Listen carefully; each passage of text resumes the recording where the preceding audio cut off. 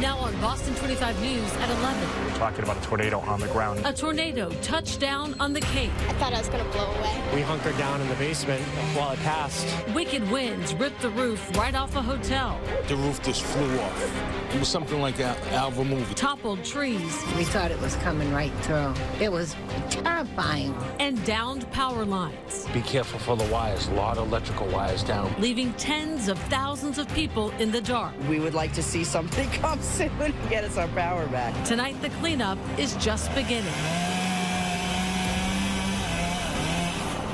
And late tonight, the National Weather Service confirmed today's tornado was an EF1 with winds of up to 110 miles an hour. It devastated parts of the Cape during its busiest time of the year. And right now, thousands of people are dealing with trees ripped from the ground, holes in their roofs, damaged cars, and no power. Good evening, everyone. I'm Mark Ockerblum. And I'm Vanessa Welch. The National Weather Service finished assessing the damage when the sun went down tonight. Right now, we know more than 40,000 customers are still in the dark.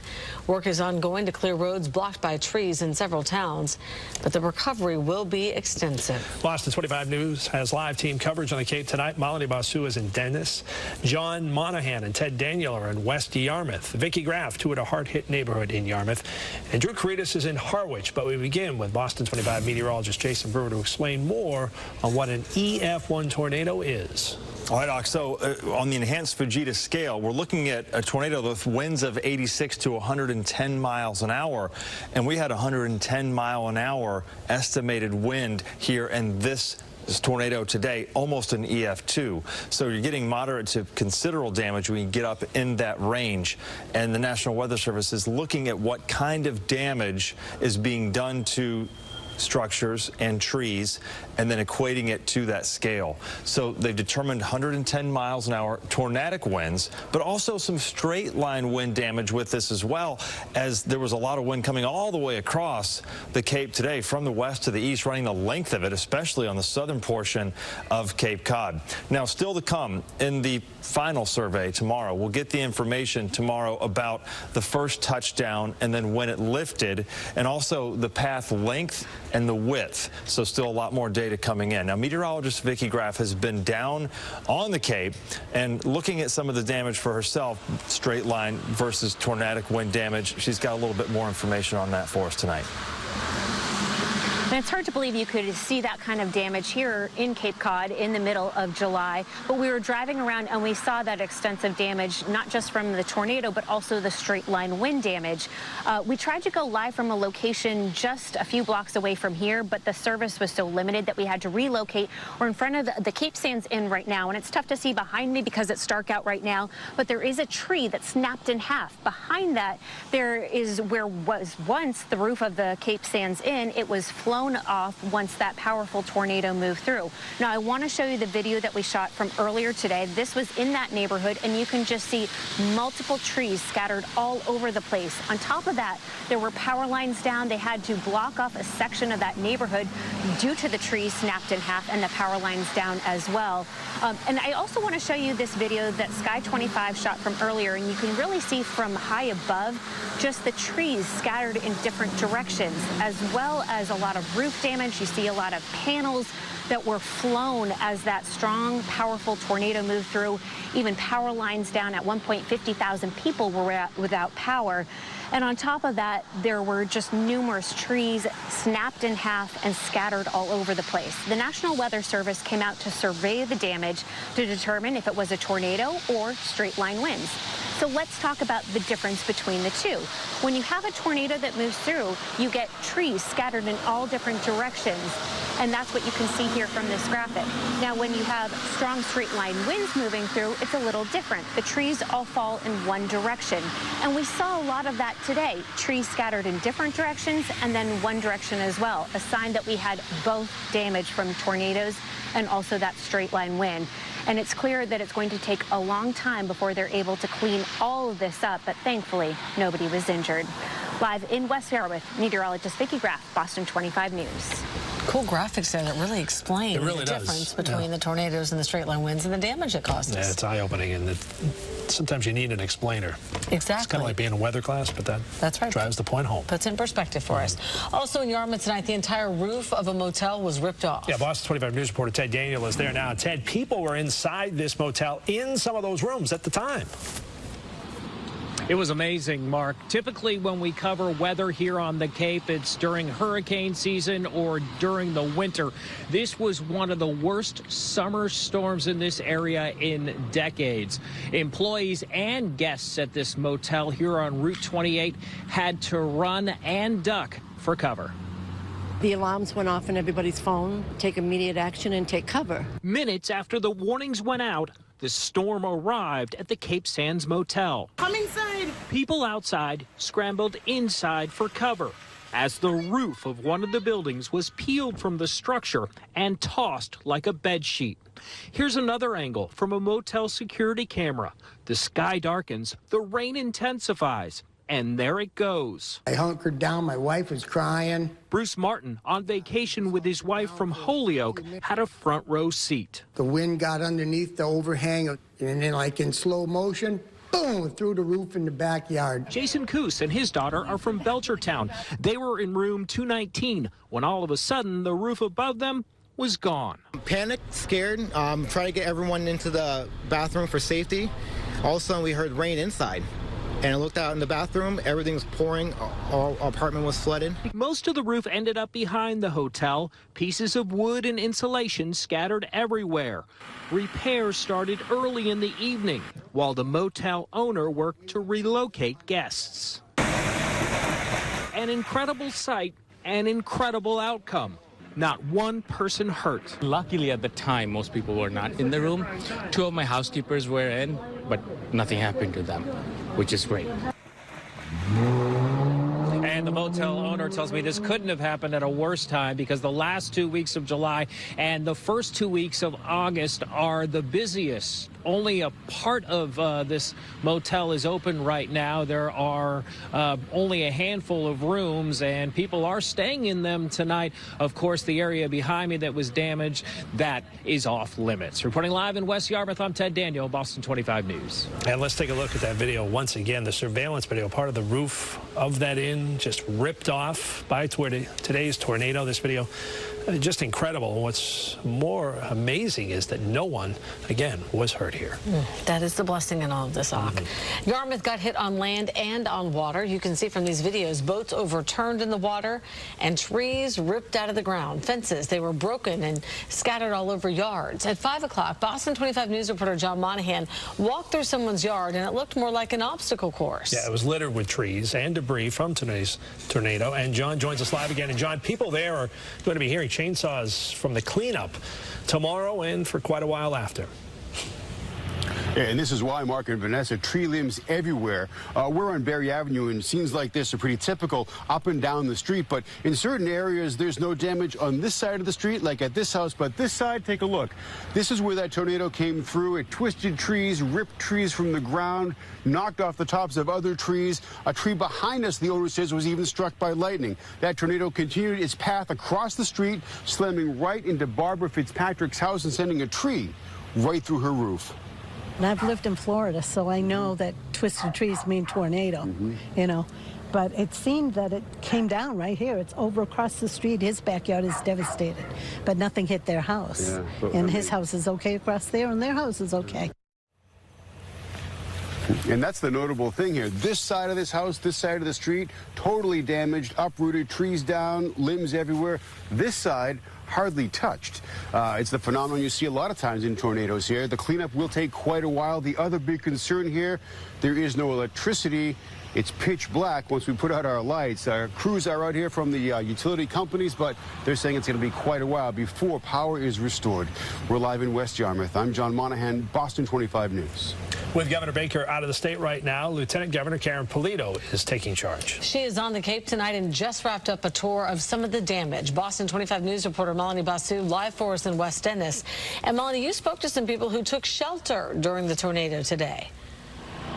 That's right, Vanessa. They heard it and they immediately went into the basement area. But I have to show you, here I am on Sunset Lane. You can see behind me there's caution tape. You can see the destruction. It's like a war zone, and you probably hear that loud beating noise. That's the family's generator right here, the Montero de Grace family. They didn't have power, they have a generator. But behind them, it's really hard to see. There was a tree that was snapped in half and uprooted. But the damage here on Sunset Lane, I have to show you, this is incredible that no one was actually hurt. Take a look at all of this. This tree branch, this massive tree branch snapped in half, and this is where the lieutenant governor was earlier today. And two women we spoke to today tell us it sounded like a freight train hit their house. Block after block, all you can see is destruction left behind from the tornado. And then the freight train, it just... And that was the end of it. These ladies are visiting from Leicester and are staying at this house in West Dennis. I thought it was a microburst, but it had to be like maybe a Category 1 tornado. They were carefully watching the path of the tornado and reacted immediately. Her husband called from Worcester. My husband called. And says it's coming down Trotting Lane right now. What they saw? Oh my God. Cars buried with the trees all over it. We had 3 cars trees in there. down. This whole road was blocked. Massachusetts Lieutenant Governor Karen Polito was visiting the hard-hit areas in West Dennis. The conditions are hazardous in some of the communities because the debris has taken down these power lines. While Eversource officials say they're working as fast as they can. We want our customers to know that we have an army responding. In the meantime, we had no electricity, of course, so I was on my portable oxygen. The shelter remains open at Dennis Yarmouth Regional High School. I'd like to be here for an hour and then go home. And that may not happen. But you know what the funny thing is here? We are actually talking to a woman here. We were talking to her. She's actually standing by our live shot. She tells us that her sister lives right down the block here. She has power. She lives on the other end of Sunset Lane, and she doesn't have power. But again, they are asking people to please be patient as crews are out there. They're working as hard as they can. And we also once again asked Lieutenant Governor, were there any injuries reported? And she said no. For now, we are live in West Dennis tonight. I'm Molly Basu, Boston 25 News. Molly, thank you. The National Weather Service says Harwich appears to have suffered the brunt of damage from the tornado. More than 90% of the town is still in the dark tonight. Boston 25 News reporter Drew Caritas is live in Harwich. And Drew, in addition to the power, gas lines are another big concern. That's right, Mark. Some imminent safety concerns here in Harwich tonight. Trees like this one ripped out from the roots, scattered in every which direction, as you just mentioned. Ruptured gas lines, dangling wires. And this car over here, I want to show you, this is just what we've been seeing all over town. Property damage from all of these falling trees. 93% of this town remains without power tonight. More than 10,000 customers. It's impacted us in a way I've never seen. We are now going street by street, door by door to make sure folks are safe. An entire town left in darkness by a weather event that people in Harwich say they never imagined they'd experience here. I expected to see Dorothy with her little bicycle going by. Everything was going by. And I came out and I felt like, boy, they just had come through and bombed the place. A confirmed tornado touchdown in Harwich, translating into 15 minutes of havoc, widespread devastation, and a cleanup that hasn't even begun. Things were lifting, cars were, carriage thing just kind of lifted up, fell onto a car, branches were just falling onto the cars. It was crazy. Hundreds of trees toppling in Harwich, many covering main roads leading through town, some crashing down onto cars and homes. The sheer force also taking down poles and wires. This is just like a war zone. This is very bad. Very bad. Harwich Fire Chief Norman Clark says crews have been stalled in clearing the massive mess, waiting on Eversource crews to secure power and de-energize the danger. Trees are falling on houses, snapping gas lines, so we're working with National Grid to assist us to secure gas lines. There are some places local authorities still haven't been able to get to. Some neighbors trying to assist in clearing the way. I wish I'd made more coffee last night. But officials here say those lending a helping hand are putting themselves in harm's way. Biggest issue we have right now is trying to get people to stay away. If you don't have to go anywhere, stay put right now. And that police sergeant you last heard from tells me he understands that residents here are frustrated because they're still in the dark. And he says while they may not see any progress being made, there has been some progress in untangling wires and doing other tasks, setting the stage for the tree and power crews that will descend on this community first thing tomorrow morning. We're live in Harwich tonight. Drew Caritas, Boston 25 News. If you are among the tens of thousands of people without power tonight, be sure to download the Boston 25 weather app. We'll send out alerts like tornado warnings as soon as they're issued. We did that for you today for all the people who had the app. You'll also be able to track the storm so you and your family can stay hunkered down and stay safe until the storm threat passes. Between 2009 and 2018, Massachusetts reported the second most human cases of Eastern Equine Encephalitis, also known as EEE. In that time frame, the state reported 10 cases to the CDC, second only to Florida. New Hampshire had 3, the second most in New England.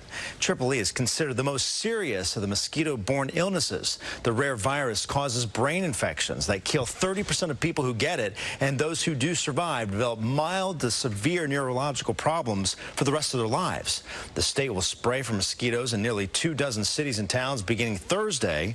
Several other communities could be impacted by the spray. Boston 25 News reporter Drew Caritas is live in Bridgewater tonight, where parks are being shut down because of EEE. Drew?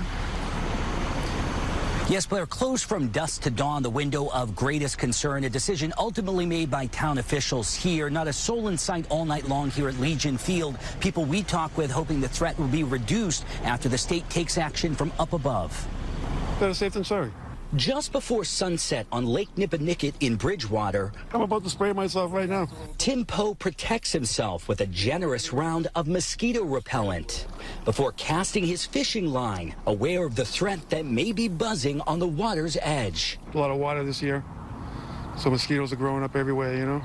And the state health department says large concentrations of mosquitoes here are infected with Eastern Equine Encephalitis, capable of transmitting the virus that can be potentially deadly. This community and 21 others in Plymouth and Bristol counties being called high risk by the state health department and will be the target of aerial spraying on Thursday, sometime after dusk. Although the aerial spray is absolutely necessary to help reduce risk, it will not eliminate it. The state recommending people in these high-risk areas avoid outdoor activities between dusk and dawn, when infected mosquitoes are most likely to spread EEE. They only play football here until 7 o'clock at night, so that's before dusk. State officials say 3 different swamp systems in the communities of concern serve as breeding grounds for the infected mosquitoes. The last year the state saw significant EEE activity was back in 2012. You got to be safe, but you can't stop living your life. You know, got to go out, got to have fun. It's the end of summer, so might as well enjoy it. In addition to the 22 high-risk communities, there are also 20 communities considered to be moderate risk that will partially be in the spray zone. State officials say the pesticide being used doesn't pose any danger to humans. They do admit it poses a potential danger to fish and bees. We're live in Bridgewater tonight. Drew Caritas, Boston 25 News. Let's bring in Boston 25 Chief Meteorologist Kevin Lemanowitz now. And Kevin, some might think the weather we're having is too hot, but the mosquitoes love it. Absolutely love it. They like it hot. They like it wet. So you would think in desert areas, for instance, they wouldn't thrive, although with irrigation and culverts, they can even thrive in those environments. When activity starts when temperatures get above 50 degrees, but peaks when it gets 80 degrees. Mosquitoes just love the heat. This is changing, too, because as the climate warms up, our season changes. It starts earlier as the seasons get warmer earlier on. Rather than being late April averaging 50 degrees, it might become a mid-April situation in the years to come. Of course, that's certainly not good news if you don't like the mosquitoes biting at you. That temperature you talked about, Vanessa, we just finished our hottest July on record. In fact, our hottest month on record. So you know it's been a banner year for those mosquitoes, and after above-average rainfall in the spring, it's been a perfect blend of conditions. All right, Kevin, more details are online for you now, including an interactive map of the entire state where mosquito samples have tested positive for EEE and West Nile virus, plus how to avoid getting bit, ways to mosquito-proof your home, and how to protect your pets. Just go to boston25.com/more. So far this year, there have been 22 school shootings in the U.S. And today, a nonprofit formed after the Sandy Hook shooting released a PSA that's really catching everyone's attention. The Sandy Hook shooting in Newtown, Connecticut claimed the lives of 20 children and 6 educators on December 14th, 2012. Their pictures right here. Boston 25 News reporter Lisa Pappas joins us now. And Lisa, this PSA was spearheaded by a parent who lost a child in the shooting. Yeah, it was, and it may be startling to watch, but that's the goal of this PSA, to grab your attention to this important issue of violence in schools. And we want to show you that full video if you haven't seen it yet, but we need to warn you, this video could be disturbing to some. This year, my mom got me the perfect bag for back to school. These colorful binders help me stay organized. These headphones are just what I need for studying. These new sneakers are just what I need for the new year. This jacket is a real must-have. My parents got me the skateboard I wanted. It's pretty cool. These scissors really come in handy in art class. These colored pencils, too. These new socks, they can be a real lifesaver.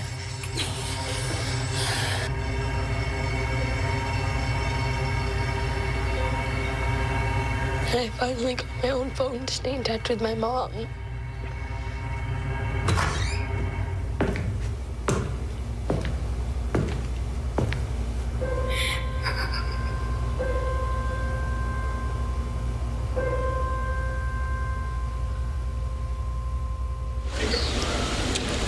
My initial reaction, my eyes welled up and my heart was in my throat. I have 3 daughters, and to see this, to believe that this happens in our schools, and you have to put forth some message like this to get the message out to everybody. It's just sobering and sad. It really is sad. It's awful, and I think it gave all of us chills as we watched this in the newsroom today. And Lisa, it's so powerful, but a lot of people on social media have been saying that they think it goes a little bit too far. You know, and that's what a psychologist told me. I got a take from a psychologist on this because it is so emotional for people to see. I mean, it gave me chills, and I don't even have children, so I can't even imagine what it's like for you guys as parents. But I got this take from this psychologist, and she says she does worry this could be too heavy for some parents.